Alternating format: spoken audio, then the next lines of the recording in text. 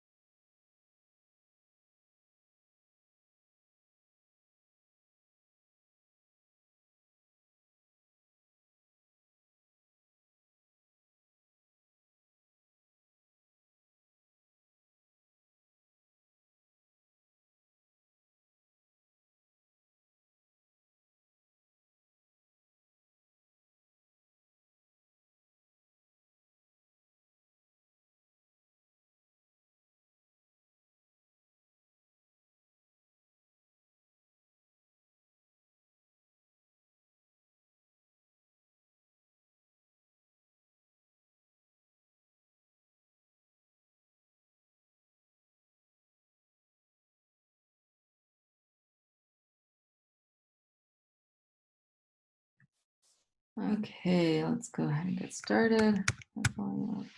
صباح الخير. كيف الحال? How's everyone doing? Good. Thank you. And of course, like we did in our last couple of sessions, if you want to come on the mic and speak, you can do that. If you feel shy and you want to type in the chat, you can do that. Either way is okay with me. So let's go ahead and begin. I want to start off today's session with just giving you a little bit of an overview of what's going on. I know that last week we had a bit of a late start. I was very sick for most of the week, and I'm now starting to recover. So alhamdulillah, we're going, back on track. So my apologies for that. But I did want to, a couple of you guys were asking about the test. So I did want to push it back to today instead of yesterday, because I wanted everyone to have a chance to either attend the session or to watch the video of it, which I'll post right after we finish the session, because I want to do quite a bit of review from Unit 4. Unit 4 had a lot of material. Okay, and I just want to make sure that everyone here has the opportunity to engage with me with the material and ask any questions that you have. So in Unit 4, we covered, I'll move the screen here, we covered 4 letters, and this is just showing up as question mark because for some reason the Arabic won't show up here. But the 4 letters that we did in Unit 4, here we go. You saw the Hamza, you saw Dal, you saw Dal, you saw Ra, and you saw Zay. So all 5 of these letters that we did, I wanted to make sure that we get some practice in with it, especially with the Hamza, because I know that when students learn the Hamza, they tend to have a lot of questions. So I want to make sure that we have open space for those questions. Okay. And then I also want to go over review from some of the grammar that we did, because in Unit 4 there was quite a bit of introductory grammar, which is exciting because now it's not just letters. We're looking at some phrases, we're looking at some sentence structure, right? And so we're getting to a point now where the number of letters that we have allows us to have the amount of vocab word, which will allow us to have some sort of structure that we can use those words in, okay? So from this point on, Unit 4 to the end of the chapter, think of it as the point where you can finally start getting some sentences. You can finally start making some coherent meaning. It's not just random words by themselves, okay? So in the Unit 4 test, one of the things that you'll see is there will be a vocab section similar to the last test. But the difference here is that now you will have more phrases and sentences as opposed to just singular words on their own. Okay. So those are the main things that I want to cover in today's session. So I'm going to open it up for questions first. If anyone has any questions specifically about these letters or about anything that I've posted online that they may be confused about, or the schedule. So I'll leave that open if anyone has any questions before I jump into the review. I have, well, I don't know. Can I make a question about sukun? Or you will mention sukun. I know that's from Unit 3, but Yeah, but it carries, my question carries. So if is sukun always need to be written, or right now, because we're learning, if it's on the last consonant right. of the word, is it just to make us aware, or it's a must? Good question. So if the last consonant of the word, if the last letter of the word is pronounced with a sukun, which most words tend to be, most words tend to have be pronounced with a sukun on the last letter.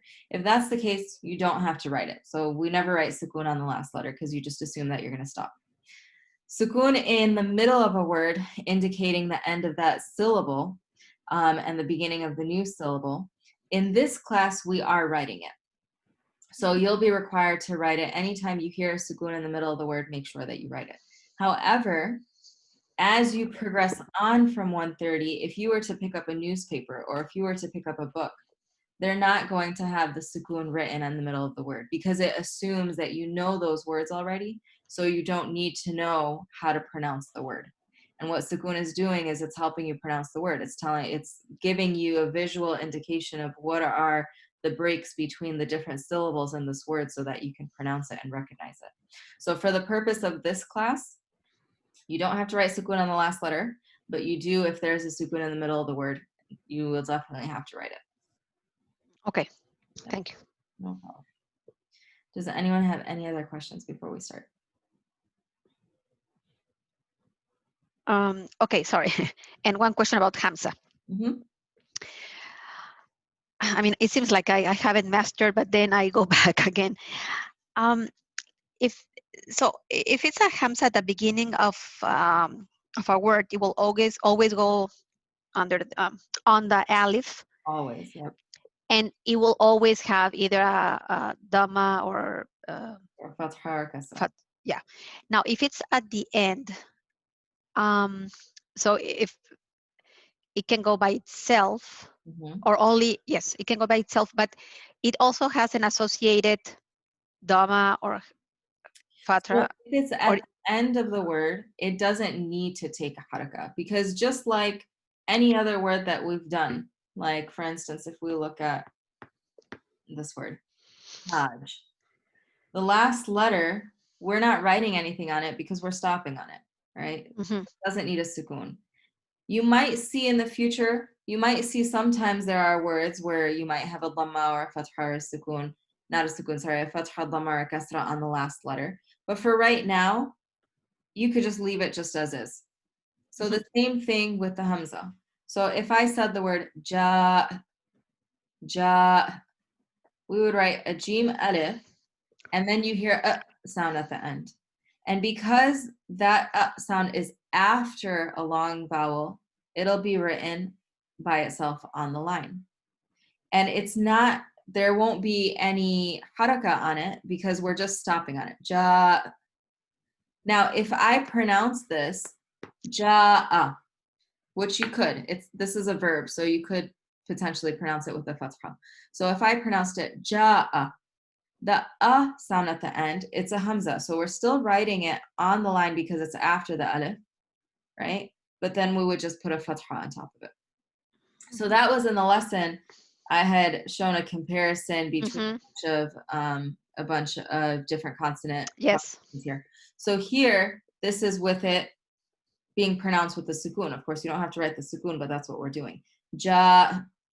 But if it has the fatha, then we say ja'a, just Mhm. like that. And you could actually see this in the middle of a word. We're not looking at the middle of a word right now. It'll come back in a couple of chapters. But let's say I had like this. I've got hamza here in the middle of a word, and it's sitting on the line, not touching anything, only because it's after a long vowel. So that rule that we learned in final position, we're going to learn that in medial position it also is true. So in this case, I'm just pronouncing it with the fatha, ja'at, and I'm stopping here on the ta instead. So when it goes at the end, and if it's by itself, it really that brief sound Mhm. is not associated with a like a u No, e or it it's can. just like a little so, It's just a sound. It's what we call a glottal stop. uh-huh. So Okay. you can, of course, you can pronounce it if it had a fatha dhamma or kasra. You can. Hmm. When it doesn't, when it's a sukoon, it's simply like you're making. It's almost as if you're trying to make that sound and then you're stopping yourself in your chest. Okay. So that's what Okay. we call the glottal stop. Ja, Hmm. ja, as opposed to ja, where you extend that sound. Okay. Thank you so much. No problem. Okay. Don't want to clear the frame. I'm just going to erase this. So what I want to do now, did anyone else have any other questions? Okay, so let's jump into a little bit of this review. So just like you had already mentioned, we're going to start off with the Hamza. And the Hamza, remember I had said we're doing initial position, medial position we'll come back to. And the reason why we'll come back to is because we need a few more letters before we can give you enough vocab words and practice with the Hamza in medial position. But in initial position, always, always, always, it's written on top of an alif. So if it has a fatha, like this, a. If it has a dhamma, u. If it has a kasra, it'll be written underneath the alif with the kasra, a, u, i. Okay. Now, what was important to note that I mentioned in the video was that if you have a hamza and you see it sitting on an alif, and later on in this chapter, there are times where you'll see the hamza sitting on a waw, or you'll see the hamza sitting on a ya without any dots. and I ask you, what letter is that? If I say, what letter is this? Or what letter is that? What letter would we say it is? Still a Hamza. It's still a Hamza. So it doesn't matter what the Hamza is sitting on. The chair, the kursi, the chair that it sits on, its only function, remember, is to hold the Hamza in that word, to allow the Hamza to sit in that word comfortably. Okay, so we said in the video that the Hamza is like a king and the chair is simply the throne. The king is more important than the throne. So whenever you see that, a lot of times students get confused and they'll say, oh, that's an alif. If I write something like this, that's not an alif, that is a Hamza. So if you are confused and you want to call, some people call it alif Hamza when it's written on top of the alif, you could do that. Or you could just say a Hamza written on an alif, whatever you want, whatever you're comfortable with. So long as you realize that and recognize that it is a Hamza. And one of the ways that this is going to show up for you in your test, so that I know you recognize that, is that I might give you a word, okay? I might give you a word in a connect the letters section. And I might say, okay, you're going to connect a Hamza, and you're going to connect a Kha, and you're going to connect a Ta. And I'm going to give you 3 letters here. And then it'll be up to you to decide, how do you write that Hamza? So you see that this Hamza is here, and it's the first letter. And you know that, okay, if the Hamza is in the first position, if it's an initial position, I have to write it on an alif. And this one has a dhamma, so I'm going to write it on top of an alif with a dhamma. And I know that the alif doesn't connect. So the Hamza here, when it sits on the letter, it's only going, the rules of connection is going to be based on the chair, on the throne that it's sitting on. So because the alif does not connect to the next letter, this letter Kha is going to be written in initial position, and it has a sukoon. And then we have our final position, Ta. And we get the word ukht. Okay. So in that regard, you will have a section similar to the last test that you took, where you have a section of connecting the letters. And in that connecting the letters, I'm not going to write how the Hamza is written in the word. So if the Hamza is supposed to be sitting on an alif, I'm not going to give you the alif there. I'm going to require that you figure that out, right? That you recognize, okay, the Hamza is in the beginning, so it has to sit on top of the alif.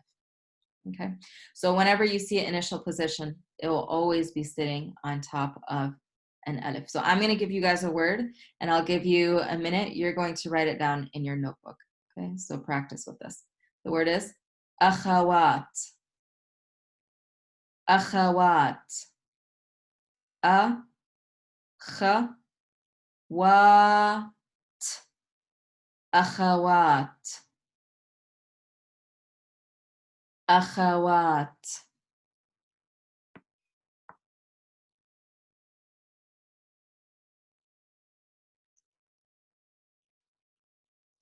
Akhawat.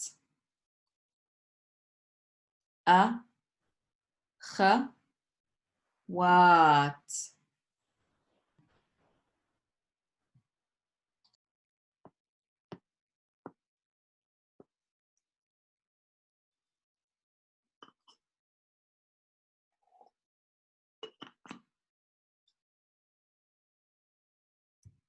Akhawat. Akhawat.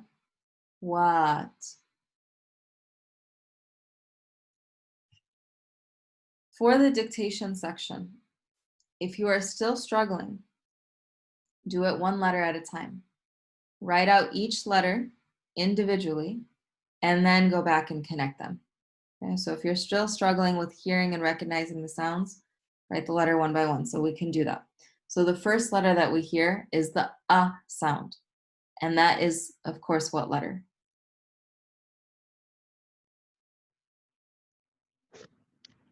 It was a Hamza on top Very, of an alif. very good. So it's a Hamza on top of an alif. Because it's the beginning of the word, we're going to write the Hamza on top of the alif with a fatha, A. Then we have kha, wa, t, akhawat. So alif doesn't connect to the next letter. So the next letter we're going to write in initial position because there's multiple letters there. So we have a kha. And remember, I had said in the last live session that when you're listening for dictation, focus on each letter, each consonant sound that you hear, and try to recognize whether or not you hear it as long or short. So am I saying akha or am I saying akha? Akha, akhawat. So it's shorter. The stress in this word is after the wa, akhawat, right? That's where I'm extending it. So that means the long vowel is after the wa sound. So it's not here. So this is just a fatha. Akha. Then we have the letter waw, and it's being extended with the alif. So remember, waw does not connect to the next letter, so the alif is not connected. And alif is also not connected to the next letter, so we write it in its full final form. Akhawat. Akhawat. What I would also suggest is when you're doing dictation drills, especially in your homework, and I've posted the answers so you can check and see how you did. When you do these dictation drills and you write it the first time you write it, it might not be neat because you're just writing one letter at a time and you're sort of listening and trying to connect the next letter. Then go back and see, okay, can I write that letter again? And this time, can I write it so it flows more? Look at the difference between my writing in the first and the second, right? So what you want to try to do is write that word, write the shape of the letters. Notice how I'm writing the shape of the letters. And then I'm going back and I'm putting all of the dots. Okay? So that's in your fluency, when it comes to your fluency in writing. That's what I would like you to practice, so that by the time you finish with the semester, you're able to hear a word and write it out without having to stop on each and every letter. Okay, so just practice this to hone in on that skill. Okay, so that was the hamza in initial position. We said be right back in medial position, but then I said in final position, there's a couple of ways that the hamza can be written, but there's only one particular way that I taught you guys in this chapter. And that is if you have a word that ends in an alif or ends in a waw or ends in a ya, meaning it ends in a long vowel, right? And the letter right after it, or it ends with the hamza and the letter before is a long vowel. So if I have an alif and then I have a hamza after it, it's going to be written simply on the line. Okay. If I have a waw and the hamza is the last letter, it'll be written just on the line like that. And same thing with the ya. Okay. And this is for final position when you have the hamza following a long vowel. Okay. So it goes for any of these three letters. Okay, any of these three letters. I'll give you an example. In Unit 5, we cover a letter which is not going to be on the Unit 4 test, and that letter is the letter sheen. It makes the sh sound. Okay, so if you haven't done the Unit 5 lesson yet, that's okay. So if this is new to you, that's okay. When you watch the lesson, this will make sense. But we have a word, shay. Shay means thing. And you have a sheen here and you have a ya because you're making the a sound. Remember when we made the a sound, we have a fatha and we have a ya with the sukun. So in this case, because we're starting with the sheen, the letter sheen is the one that's going to take the fatha. So we have the letter sheen and we have the letter ya here followed by a hamza, shay, with the sound at the end. So that is an example where you would have a word in which you have a long vowel like this, and it has a sukun, and there's a hamza after it. And because there's a hamza after it, we simply write it here on the line. Okay? Which leads to one other thing, that if that is the case, with the letter alif and waw, it's easy because waw and alif don't connect to the next letter, so you would always connect the alif like this and you would always connect the waw like this. But with the letter ya, remember ya connects on all three sides, in all three positions. So if you had a letter ya followed by a hamza and those were the last two letters of your word, the ya would have to be written in final position, because final position means it's connected to something before it and not to something after it. And the hamza here will never connect when it sits on the line at the end. Okay, Does that make sense? You can put yes in the chat, or you can come on the voice. Good. So that is with the Hamza. Okay. So if you see I think the only word that we did was the word ja'a, which can also be pronounced ja', and ja'a was a vocab word which meant he came. So if I said ja'a abi, means my dad came, or I could put abi ja'a, right? The verb could go first, or the subject could go first. And so far that's the only word that we've seen, but I did want to just show you guys that this same thing can happen with a wow or a ya, because both of those are long vowels. Okay. Does anyone have any questions about the sound of the Hamza or anything to do with the writing of the Hamza?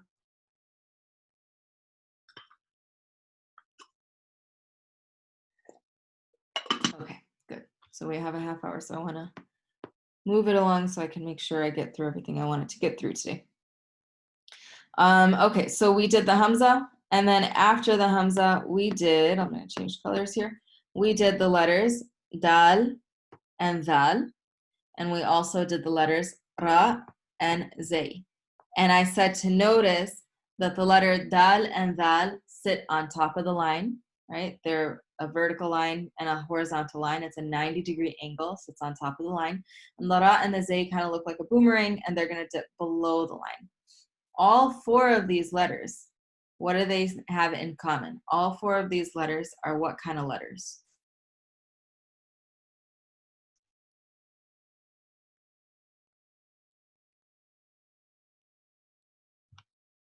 Do not connect. Good. Ride or die letters. Perfect. Mumtaz. So these are all four letters that will not connect to what comes after them. Okay, so the same exact thing with the alif and the waw. Okay, they will not connect to what comes after them. So we didn't do initial, medial, final position, because for those letters you don't have to do that, of course. So we have here this shape, right? And this shape if you have a dot. So whatever the next letter is, it's going to be written either in initial position, or if it's the last letter, it'll be written in its final form. But whatever the case is, the letter after is not going to be connected. Ra and zay, we said the same thing here. Okay. Now, dal we said was the D sound, okay, similar to the English D. And dhal we said was the TH sound, like in the word the, or in the word other, or in the word this or that. Okay, and in the video lesson, I gave you guys an extensive review and practice with these two letters. Please make sure that you recognize the difference between these two letters, especially for the Unit 4 test. Okay? Both of them get transliterated as a TH sound. But in English, we do have two TH sounds. We just call them the same thing. We just spell them the same way.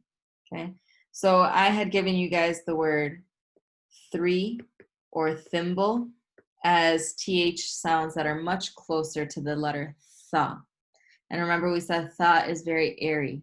So if you hear like the sound of air flowing, okay, so if I say thawab, thawab, that airy sound is a pretty light sound.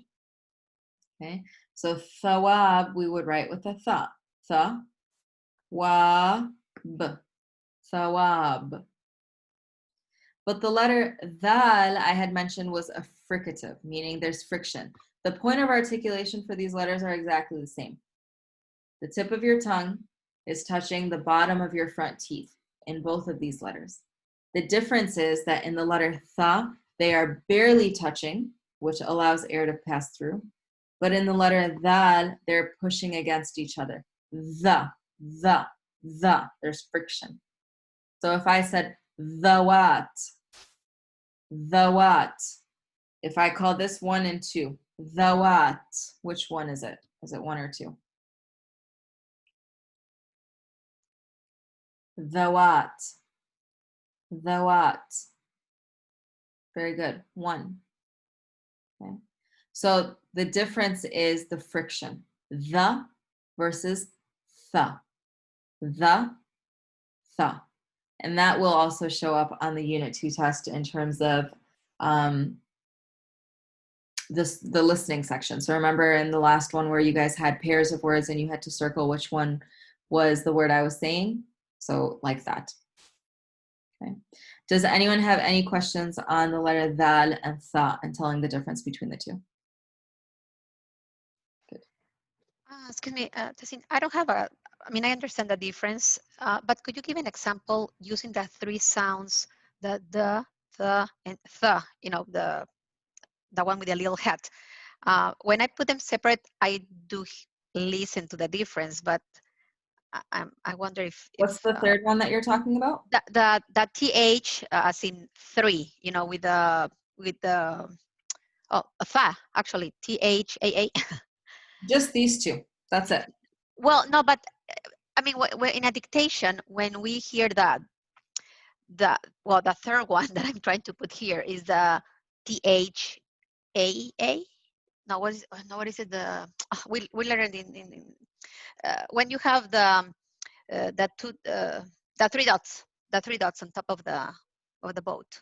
It's right here. Yep. That's yeah. the So letter. yes. Oh yeah, that one. And then the second one, and just the D, the normal dal, as in David. I mean, can you just pronounce like 3 words? Sure. So this one right here is going to be a regular D sound. So for instance, if I said dalal, that's a name. Dalal. If I pronounce this one, there's going to be friction. Dhubab. So these two are completely different in that their points of articulation are different. The sound of the D comes from the tip of the tongue pushing against the back of the front teeth. Da. The sound of the dhal comes from the tip of the teeth touching the bottom of the front teeth. The. So the points of articulation are completely different. And then the sound of the tha, which is why I mentioned it here together with these two, is because their points of articulation are the same. The only difference is the pressure you apply to create that sound. So with the dhal here, dhubab, dhubab. But if I pronounce the tha here, thobe, thabit, timthal, tha. It's a much lighter sound. There's not any pressure at all when you're pronouncing these two. Does that make more sense? Good. Yes, thank you. No problem. Okay, so we have dal, we have dal, and then we moved on, we did ra and zay, and I had mentioned that the letter ra is not like the English R, it's between the English and the Spanish R. So the Spanish R has a trill, the English R, the tongue does not touch the roof of the mouth at all. In the Arabic one, the roof of the tongue, the tip of the tongue is going to hit against the flat part of the roof of the mouth at least once. Ra, ra, ra. And I had given you an example of a word when we say gotta go. We don't tend to pronounce the 2 T's in English. We say gotta. It's almost like a D, but it's much lighter because it's not behind the teeth that you're hitting your tongue. It's actually the roof of your mouth. Ra, ra, ra, ra, ra, ra, ra, ra, ra, ra, ra. So that is the tongue hitting the roof of the mouth. Okay. So that is the letter ra. And the letter ra, you can have it at the end of the word as well, and it would still hit the roof of the mouth. So if I had it initially, if I pronounced a word like this, ra, it's just a syllable, it's not a word. Ra. And if it's at the end, jar, jar.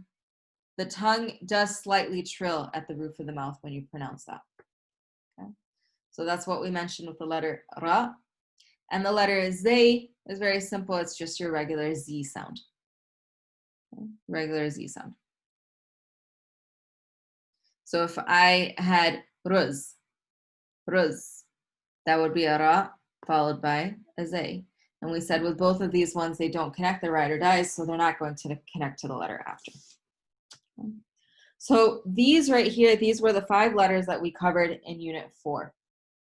What I want to do now is I want to look at a little bit of the grammar that we did in Unit 4 because it was quite a bit.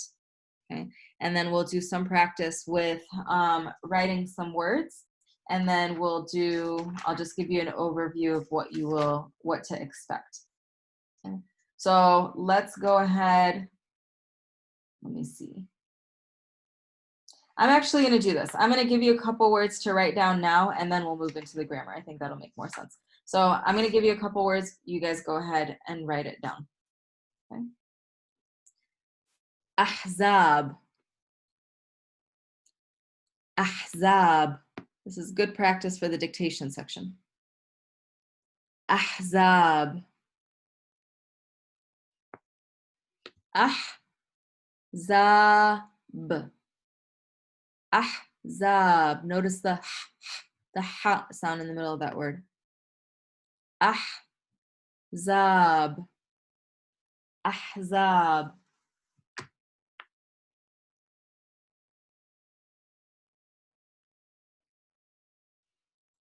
Ahzab.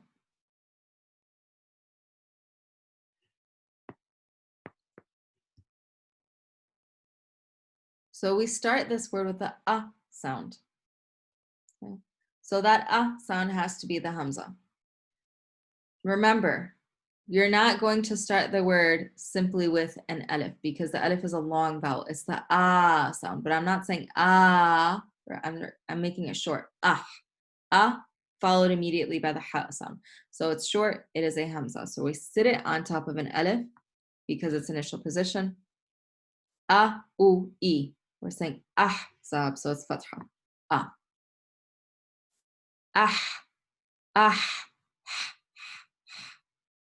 That is this letter ha. And we're not doing anything on the ha. We're not saying aha or hu or he. We're simply stopping on it. So we're going to put it in initial position with the sukoon. Za. So now you have the letter zay.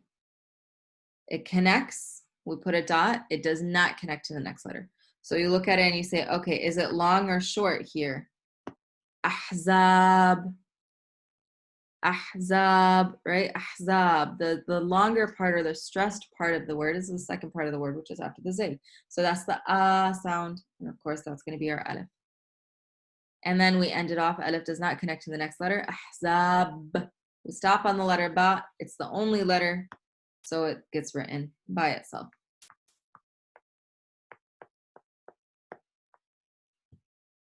Ahzab. Notice here that the zay dips below the line. Everything else stays above the line, and the zay goes below the line.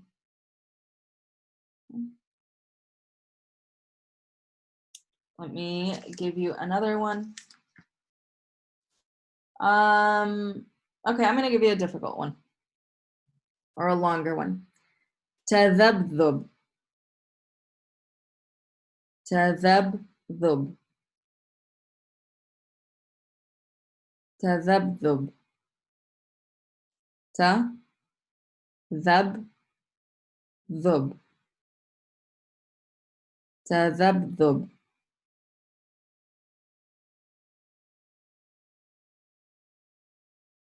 Tadhabdhub.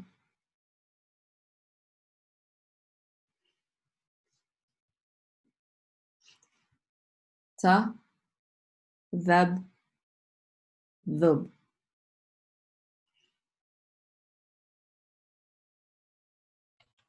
Professor, can there be a word where none of the letters connect?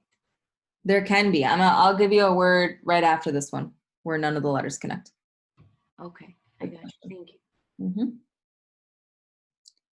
Tadhabdhub. Ta. Fatha. Ta.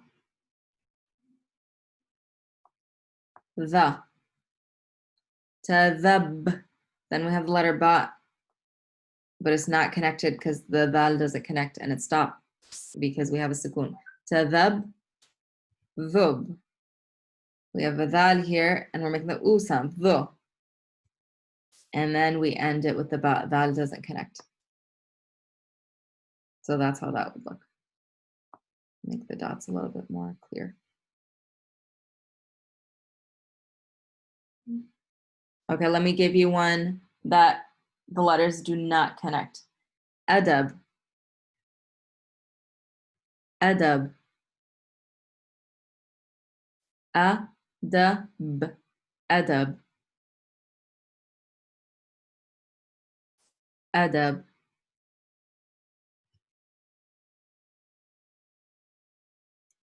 So here's one again. You start with the sound, so that's a hamza. It's making a fatha sound. Alif doesn't connect, so the next letter, da. That's your D sound. There's no long vowel because we're not saying adab, we're saying adab.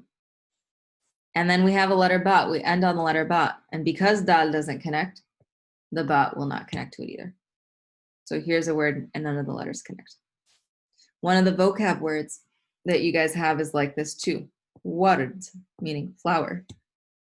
And none of those will connect. It's a good question. Okay, so these are just some practice with dictation. So what I want to do now is I want to do a little bit of review. So if you have the handout out, that would be great. If you looked at the, let me pull it up here. If you looked at last week's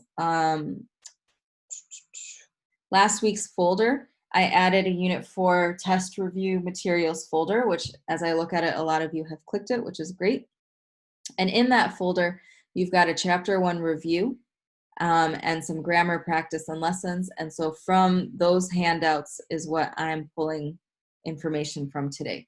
So what I want to look at first, where is it right here? What I want to look at first is the vocab words. So I'm going to go ahead and give you what those vocab words mean. My hope is that you have already practiced them, okay? So whenever you see these vocab practice, these study guides that have the chart of vocab words, what you should do is make note cards for yourself and try to find them within your notes because all of these are within your notes. And anytime I give you a vocab word, I know they might feel scattered because I'm teaching them throughout the video lessons, right? And that's how I would have done them in class. You would have learned them throughout class. That as you're taking notes and you hear, I give you the English meaning for a word, that you highlight it or take a colored pen or something and circle it or star it in your notes so that as you're flipping back through your notebook, you can look through it and you can say, okay, here are all the words that she mentioned are vocab words. Okay, and then there's a Quizlet that has these for online flashcards that you can use for practice, but I do recommend that you make your own written flashcards. I think that the process of you writing the word itself allows you to memorize it better than just seeing it on a screen. And as you're writing the words, try to say the words as well. Okay, so say them as you're writing them so that you're not just learning the vocab by looking at it, but you can actually read it out loud. Because as we continue on right now, we haven't done that many conversational videos, but we're going to be using these words in conversation. Okay, so you want to make sure that you can pronounce them. Okay, so let's go through. We have ab, which was, what time do we have? 11:43. We don't have that much time, so I'm just gonna tell you what they mean. So ab, we said, was dad or father. And of course, you know that any noun that you have, if you add a ya to the end, what does that do to that noun?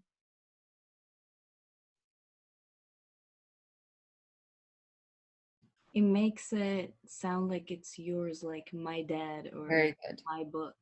Very good. So anytime we have the ya to the end, it's going to make it my. It always means my. It's a possessive pronoun. So if you have a word like this, it has a fatha ab, any noun that you have, know that anytime you see a noun and it ends in a ya, that it's my, whatever that is. So in this case, my dad. So any of these nouns, we could do that. Akh, we said, was brother. So same thing. Akhi would be my brother. Ukht, you can't really see the lamma in the chart. Ukht, sister. Ukhti would be my sister. Okay. Ja'a, I gave you a few minutes ago, meaning he came. Dajaj, chicken. Jadid. Jadid is important because it means new and it's the first adjective that we have. Adjective meaning a descriptive word. Okay, so it's the first adjective we have, which is good because we'll use that in noun adjective phrases. Dhubab, flies. Khud, this started the first series of verbs that we have. So khud is actually, we're commanding someone. We're saying take, meaning have some. and it's the masculine. So khudi is the same thing, but it's the feminine when you're speaking to a woman and you're telling her to take. If I say khudi التوت, take the berries. Akhadha, this was now your new verb. You saw past tense verbs. And there was only one past tense verb I gave you, which was to take. And akhadha was the masculine form, meaning he took. And then when I added a ta to it, I put the sukoon here, even though you don't have to write the sukoon in the last letter. I put it here just so that you recognize that that's the suffix ending, right? So when you have a past tense verb and she is doing it, it's feminine. It will always be ending with a ta pronounced with a sukoon. Okay, so akhadhat, she took. Very good, Khadija. And akhadtu, we put a sukoon on the dal and a dhamma on the ta, meaning I took. So this is I, first person. So I'm going to say them out loud. Akhadha, akhadhat, akhadtu. Akhadha, akhadhat, akhadtu. So practice saying them. Zawj, the spouse. And this one is masculine, so it'd be what we say husband in English. Zawji would be my husband. If I added a ta to it, I had mentioned in the video, if I added a ta to it, that would be zawjati, my wife, right? So we can make it feminine or masculine. Khubz is bread. And we also did ward, which was flour. So these were the vocab words that we did in Unit 4. You, of course, have a lot more vocab words that are in this week as well from Unit 5, but they will not be, of course, on this unit test. Okay. So I'm going to move on. If anyone needs to screenshot this, you can. I'll give you a couple of seconds.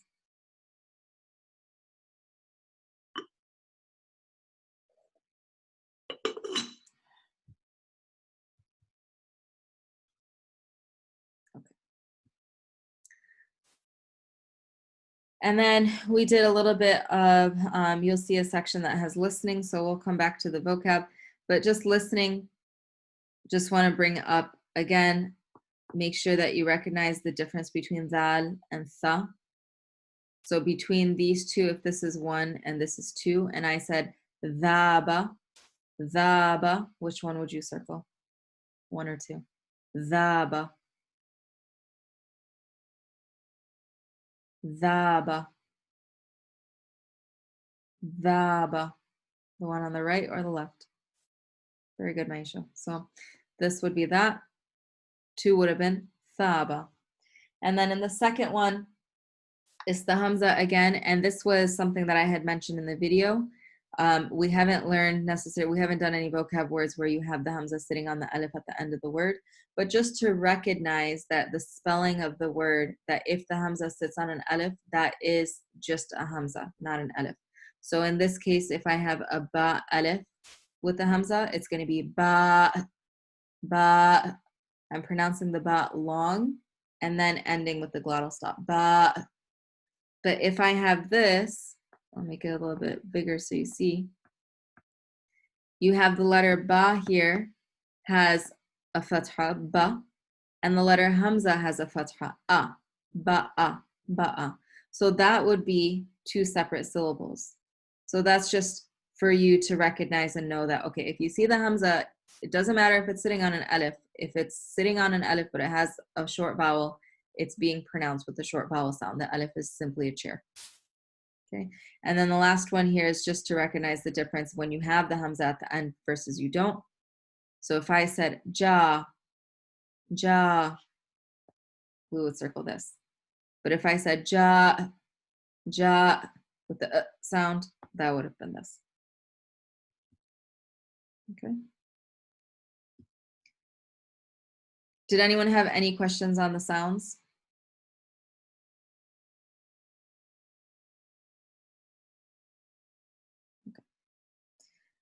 Okay, so now what I want to do is I actually want to add a slide right here. Let's do this. we did quite a bit of grammar, and I gave you a handout actually that has the notes and it has an explanation of everything in it. Okay, so in case you're visual or you need to read, it's there for you that you can read. But the things that we have done are 3, and that is we did past tense, the verb akhadha, okay, and we did noun adjective phrases. Oops.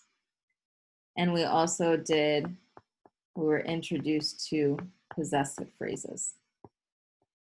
These are the 3 major things that were covered in this unit. Okay. With past tense, just make sure that you know this verb itself. Akhadha, the masculine for he took.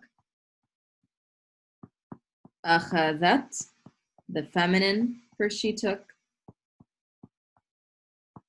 And akhadtu,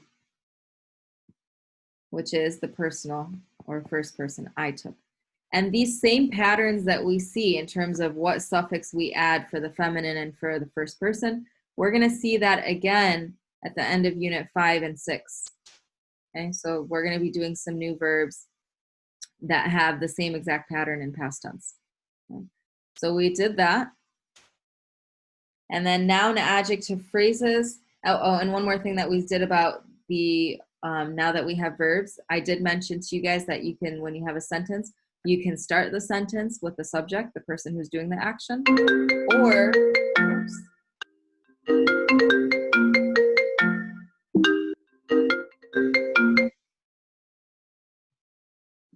thought that was off. My apologies. Okay. Where did my iPad go?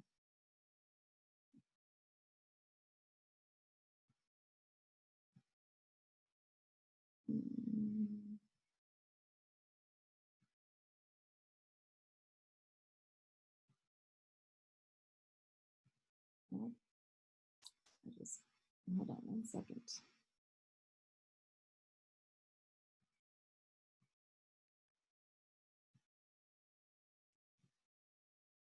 Okay, there we go. Can you guys see my screen again?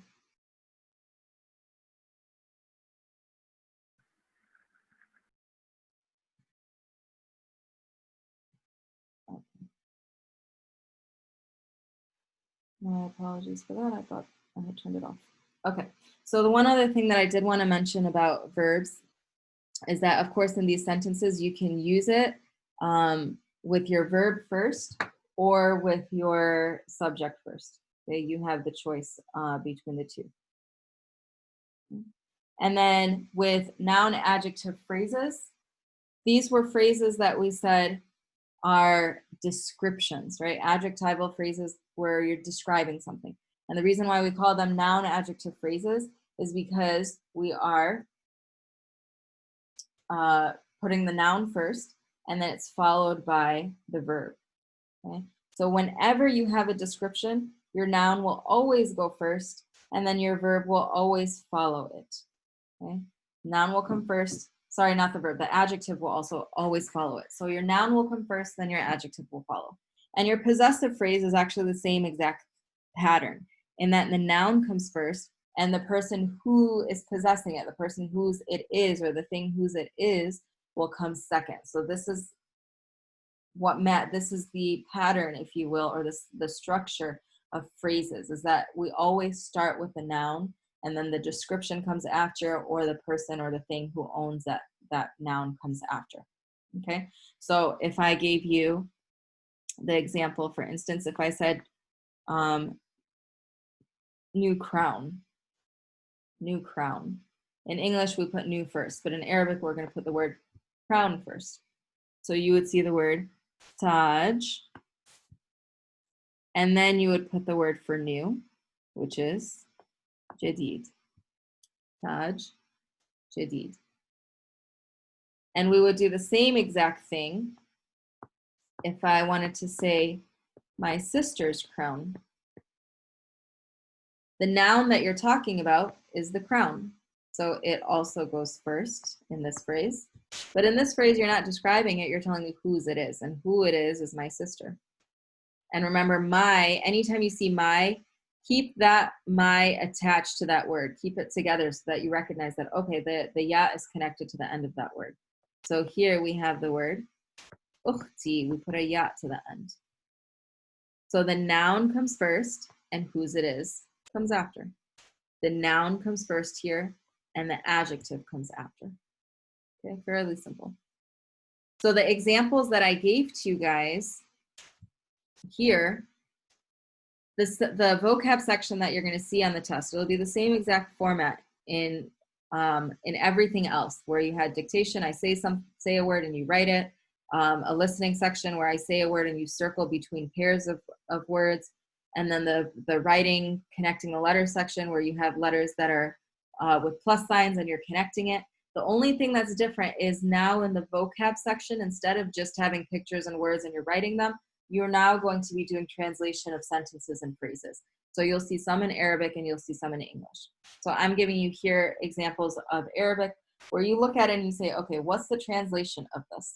So you look at it each word by word. So akhadha, that was the verb that we just did. He took. And then you have akhi, my brother. And you have dajaji, which is chicken with a ya at the end, my chicken.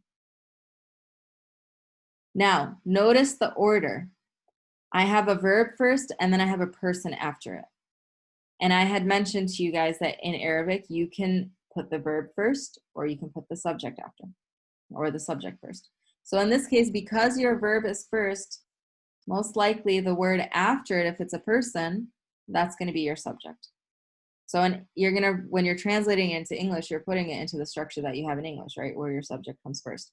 So we would say here, my brother, right? Because you have a ya here, my brother took. In English, you don't say my brother, he took, but in Arabic, we do. We use the verb he took. Okay? So my brother took chicken and it's mine, so my chicken. And I know these sentences are pretty silly, but you know, we don't have that much vocab. We have limited vocab, so we just got to do what we got to do. Ukhti akhadat thawbi. If we had more time, I would have actually given you guys more space to do these on your own and to say them out loud. But because we don't have that much time and I want to get through some material, I'm just going to go through them. So ukhti is ukht with a ya. So my sister. Very good. Very good, Maisha. So akhadat. Notice, this is the different form of that same exact verb. It just has a ta at the end. So that's the feminine form because my sister is the one who's taking. So now we have my sister took. And then we have the word thobe, which we did in the last chapter. Here's my, clearly I'm not a drawer. Thobe with a ya at the end. So my dress. My sister took my dress. Okay. And then ja'a abi, I actually gave you the same exact example right in the beginning of the session. Ja'a means he came. Abi, my dad. He came, my dad. So in English, we would put your subject first. My dad came. Like my dad came back home, for instance. Okay. So these are the type of sentences that you're going to get. So the vocab, notice all of the vocab that's here is from the vocab that we've done. I got a question from someone earlier this week asking, well, is it just going to be vocab from this chapter or will it be other vocab as well? And the answer is anytime we do vocab. So if you did unit 2 and we did vocab, all of that is fair game for unit 3 and all of that is fair game for unit 4 because now we're building upon that vocabulary that we've learned. Okay, so the vocab will be focused more on unit 4, but anything will be included. So for instance, dajaj, right, we did in unit 4. These are new verbs, but brother, that also is new. But thobe is something we did in a past chapter, right? So you might see words that came from past chapters. Okay.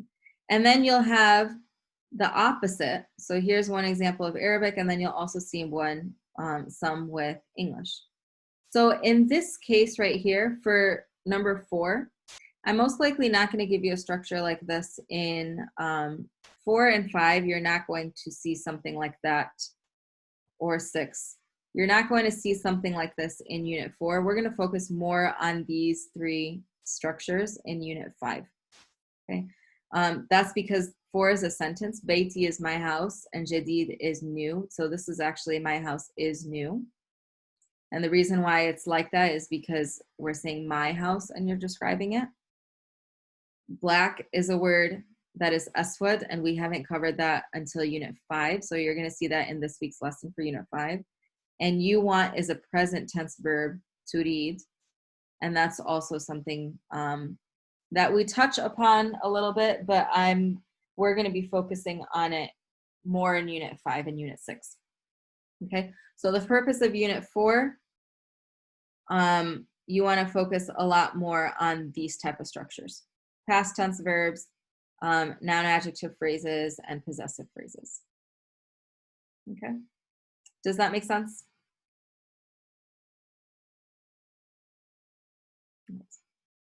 How many questions do we have in the test? It's the same as the last test you have. It's usually 4 dictation. It's usually 4 to 6 listening, 6 with connecting the letters, and probably somewhere between 5 and 6 for vocab.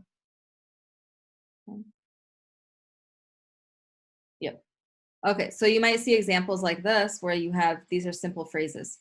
Joe batted, and I had in that handout, I gave you the meaning. I said batted means cold. So if you saw Joe batted, Joe was a word that we did in Unit 3, which meant weather. So if I say weather cold, that's actually cold weather, right? Because in Arabic, the noun comes first. In English, the adjective comes first. Taj Jadid. So what kind of crown is this? What is Jadid? New. Very good. So new crown. So here's an example of a noun adjective phrase, because Jadid is an adjective. It's describing. Wajib. This should be, that's a typo. That should be a fatha. Wajib akhi. Wajib akhi. So wajib is homework. That was something we covered in the last unit. And then we have my brother. So we have homework and my brother. So what structure is this one? You have a noun and then you have a person.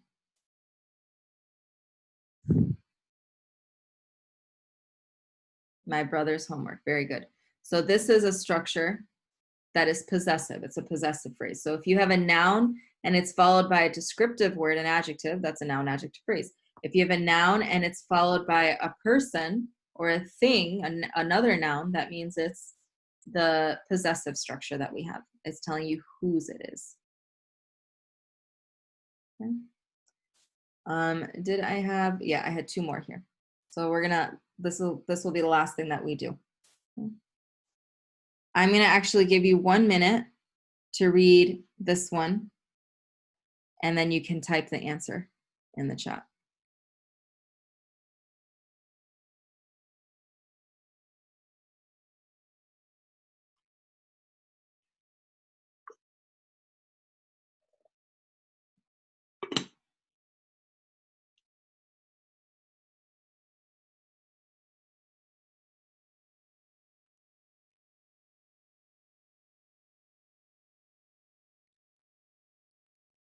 And of course, I'm giving you 1 minute now, but on the test, you will have more time. My dad took my sister's crown. Mumtaz. Very good, Maisha. So we have took. It's the masculine form because the person who took is my dad. You could say abi akhada or akhada abi. They both have the same meaning in Arabic. So my dad took. Taj ukhti. So now you have a noun and you have a person. So that means this person is the one who has this noun that we're talking about. So my sister's crown. Very good. So akhada abi, taj ukhti. And then the last one here, zawjati akhadat dajaj abi. I'll give you 1 more minute, and that'll be the last thing we do today.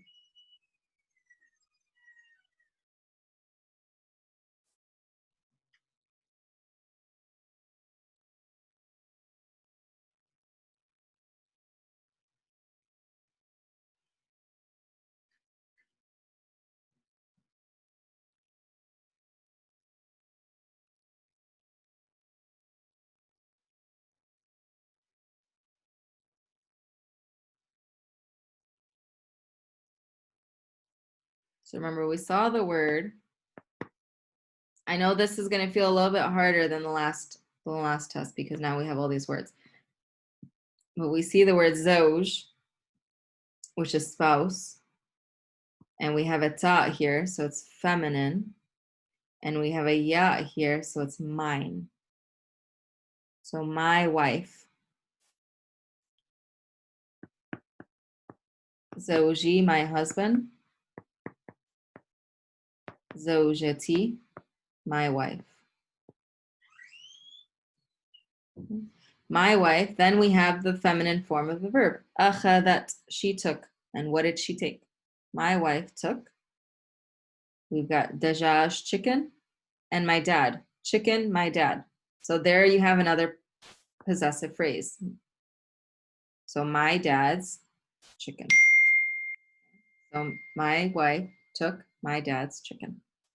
I know they're silly, but it's just for sentence structure practice. Okay. The other thing, last thing that I do want to mention before we hop off is for this section, I might have a couple that are in English that you're translating into Arabic, and there are some handouts there that have practice in the test materials, test review materials folder. For this section and this section only, when you're writing translations in Arabic, you don't have to actually include all of your harakat. Okay, I'm going to include them here so that you have, it's easier for you to read them and recognize the words. But when you are doing your sentences in the vocab section, you don't have to actually include your harakat. You do, however, have to include them in the first section, the dictation section, where I say a word and you're writing it, because in that section, you're showing me that you know exactly how to pronounce it and what vowel sound makes what sound, right? What you're hearing is what you're writing.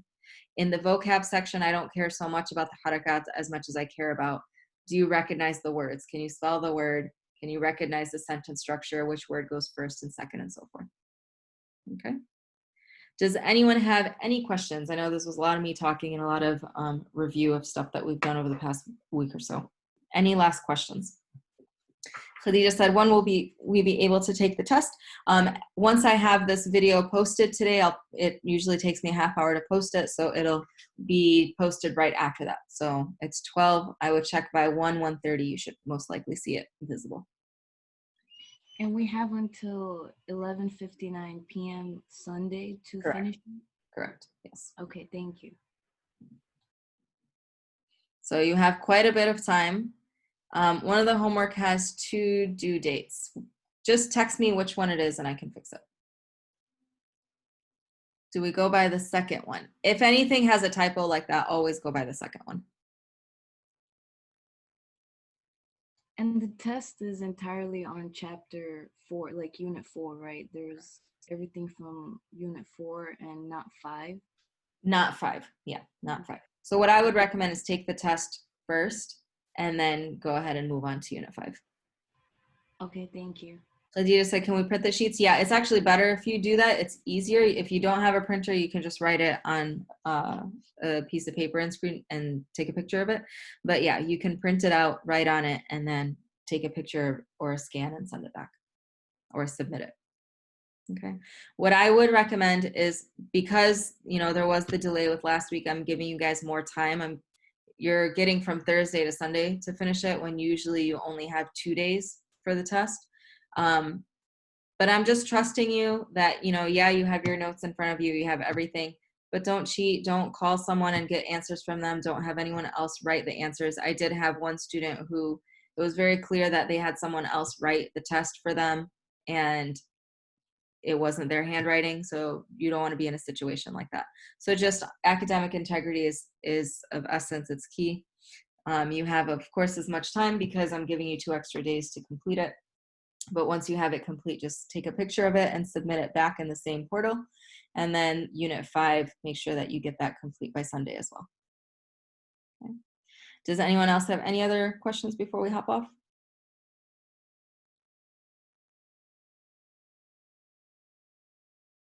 When you're welcome, no problem. Okay then, good luck with Tawfiq. Inshallah, you guys do well. And I will see you guys next week. Take care. Ma as-salama. Bye-bye. Thank you. Shukran.